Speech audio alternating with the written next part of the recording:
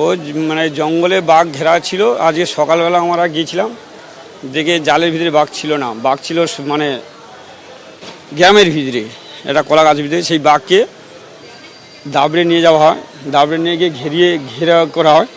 ঘেরাও করতে গিয়ে একটা মানুষ গাছের উপরে একটা বয়স্ক লোক উঠেছিল, সেইখানে বাঘ শুয়েছিল এবং ওনাকে বাঁচাতে গিয়ে এনাকে অ্যাক্সিডেন্ট করে।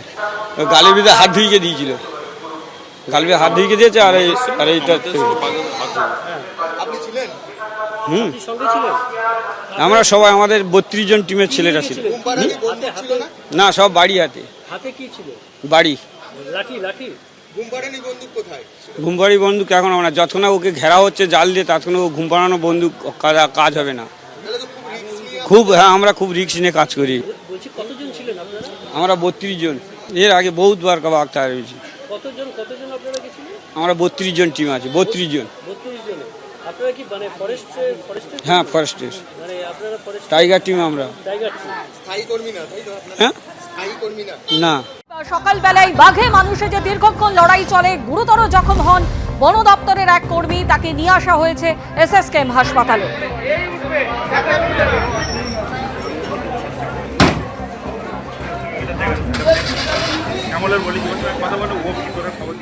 বাঘ কখনো কখনো জঙ্গলের পাড়ের ধানি ঘাস যে থাকে বা জঙ্গল লাগোয়া যে জঙ্গলের মতো যে জায়গাগুলো থাকে, ফরেস্ট প্যাচগুলো, সেগুলোকে জঙ্গল ভেবে ভুল করে বেরিয়ে আসে।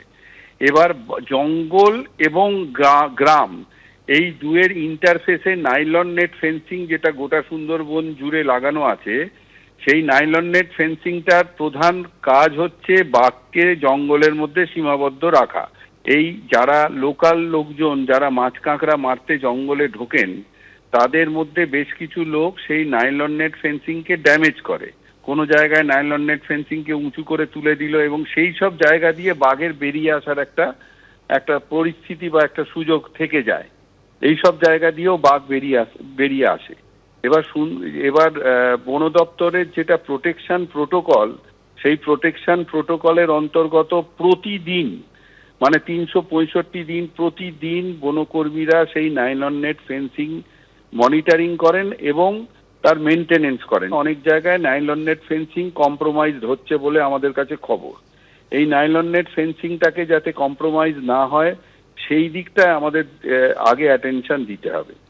একটা লাঠি নিয়ে শুধুমাত্র পর্যাপ্ত না, অ্যাকচুয়ালি বাঘটা যখন আমরা ইনফরমেশনটা পেয়েছিলাম পাকমাকটা ট্রেস করার পরে আমরা অ্যাকর্ডিংলি ওটাকে ব্যারিকেড করার চেষ্টা করি। কেন, as per protocol, as per SOP, সামনেই বাঘকে আমরা ধরতে যাই না। আমরা এসওপিতে যেটা রয়েছে একটা নেট দিয়ে দূরে বাঘ এবং বন করবো কি বাঘটা নিজের জায়গাতে নিজে চলে যায়, অ্যান্ড ও বাঁধের নিচেই ছিল, তো তার জন্য আমরা ওকে ব্যারিকেডিং করে ওটাকে ঘিরে রেখেছিলাম। যেরকম কি আমরা সময় আগে অনেকটা ঘটনা ঘটেছে, সেই সময় ট্র্যাঙ্কুলাইজেশন টিম আমাদের কাছে বিটেই ছিল, কিন্তু সেই সময় দরকার ছিল না ওকে ট্র্যাঙ্কুলাইজ করা। ট্র্যাঙ্কুলাইজ আমরা তখন করি যখন ও গ্রামের ভিতরে ঢুকে যায়, যেরকম এখন যে সিচুয়েশনটা ক্রিয়েট হয়েছে। এরকম কোনো সিচুয়েশন হলে যখন মনে হচ্ছে কি না এখন ওকে কন্ট্রোল করার জন্য আমাদেরকে ট্র্যাঙ্কুলাইজ করতে হবে, তাহলে as per protocol after taking permission আমরা এই স্টেপগুলো নেই।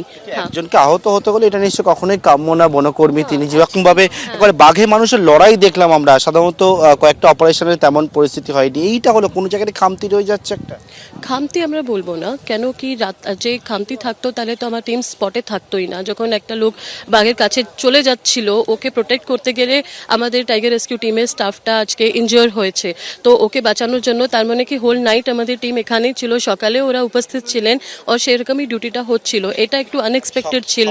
সবার নিরাপত্তা, হ্যাঁ একদম।